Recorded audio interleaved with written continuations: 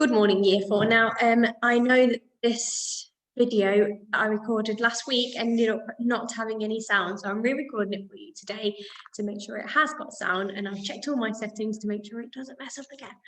Okay, so for today's English lesson, we're going to be continuing our process of getting all of our ideas together ready so we can write our own narrative using our class text 5.4 as inspiration. So today we are going to be generating ideas using tension and suspense. And we looked at this quite a lot last week.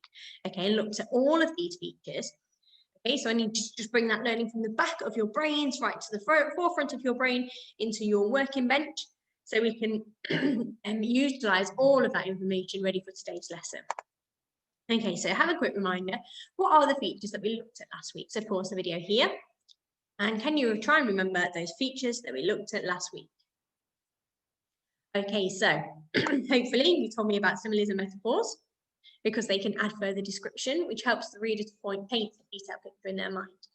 The use of ellipses. Now, this is something that we looked at, we talked about, but actually I don't think we really used it last week. Okay, but it is another feature of suspense, generating suspense by kind of having that cliffhanger moment, the dun dun dun, or the to be continued. Okay. Short, snappy sentences. Okay, these are read quickly, one after the other, so the pace of the story quickens. It makes it feel like they are panicking or breathing quite quickly, because when you read short, snappy sentences, they tend to follow quite a longer sentence. And what we want you to do is kind of break that longer sentence up by having 2 or 3 very short sentences that happen one after the other in order to quicken up the pace of the reader. Okay, and it kind of generates that suspense there. And finally, using sentences that appeal to the senses. So instead of just saying the monsters arrived, the gentleman's turned up, okay, it's using things like what can you hear, what can you see, what can you smell first. Okay, so it's not giving that, it's giving you clues that something else is happening rather than just straight away saying this monster's turned up. Okay, it's changing the scene, setting the scene using your senses. What can you hear? What can you smell? What can you see? What can you touch? What are you feeling inside? Okay. Okay then, right. So today's lesson, we are going to be focusing on some metaphors and similes. So yesterday we looked at positives and we came up with 3 sentences from in your workbooks in order to use by the end of this week. So you've already got 3 sentences to run with. Okay, that including a positive. Now we're going to be using metaphors and similes. Okay, so just a reminder, what is a metaphor? A metaphor is a word or a phrase used to describe something as if it was something else. So for example, a wave of terror washed over him. Okay, the terror actually isn't really a wave, but it's a good way of describing this kind of feeling that hits you straight away. Okay, so a metaphor is telling you that something is something else, even though we know it isn't. Okay, we're calling the wave of terror a wave of fear.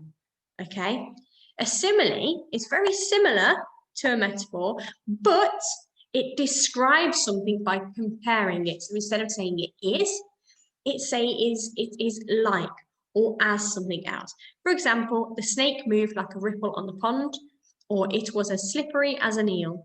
Jess is as graceful as a gazelle. You are comparing something to something else. Now remember, whatever you are comparing, for example, the word slippery and an eel, they have to be similar. Okay, it's not, you can't really say it was as quiet as a lion. Because really lions tend to be loud. So a better simile would be as quiet as a mouse. Okay, so think about when you are using a simile, the object or the animal that you were using it to compare it to is very similar. Okay, in either sight, in the way it looks, or the way it sounds.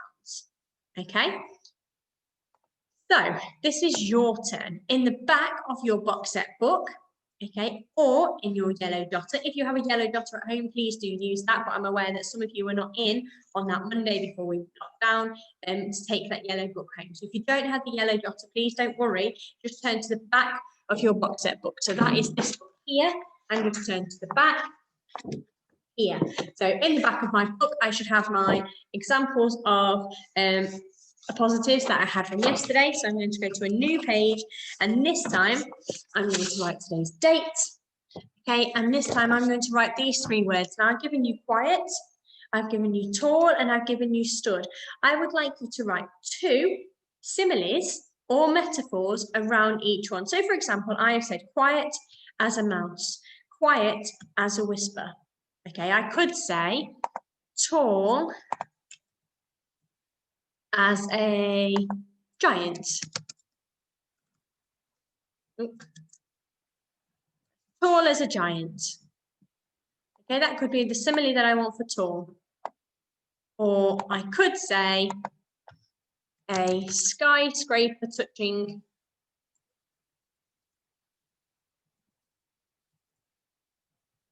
the clouds. Okay, there's my metaphor, because really it is not a skyscraper. The gentleman is not a skyscraper as tall, and he's not really touching the clouds, but that gives the reader an idea of just how tall he is. Okay, so I could say that the gentleman is as tall as no, because that would make it a simile. I could say that the gentleman is a skyscraper touching the clouds.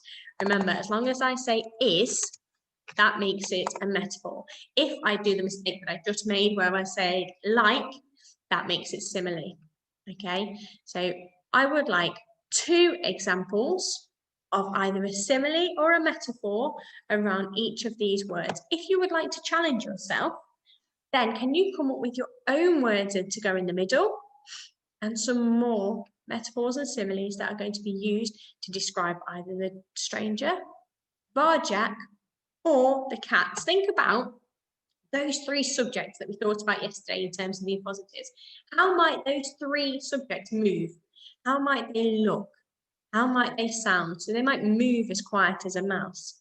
They might be a skyscraper touching the clouds because he is so tall as a giant.